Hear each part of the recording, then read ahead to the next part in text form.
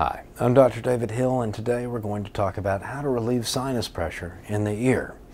Now, what you'll need, most importantly probably, is an inhaled nasal corticosteroid, which would be prescribed for you by your doctor. Now, a variety of problems that affect the sinuses can also cause ear issues. Anything that stuffs up the nose, for example, allergic rhinitis, a viral cold, or a bacterial sinus infection called sinusitis. Now, for two of these three things, there's actually some pretty effective treatment. What's the third? Yeah, the cold.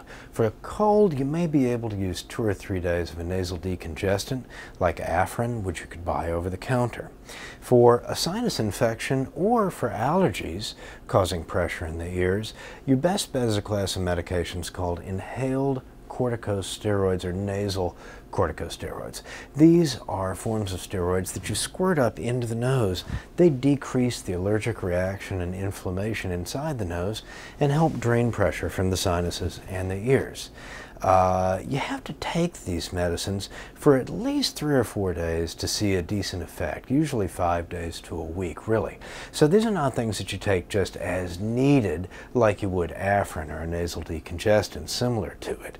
These are chronic medicines. You take them at least as long as you're sick, and in the case of allergies, probably as long as whatever you're allergic to is in season. Now, using these medicines is relatively straightforward. I have an example of a nasal spray right here, and usually with them you need to compress. There's one that has a little lever on it on the front instead, and you just put it gently up into the nose, squeeze and inhale, squeeze and inhale.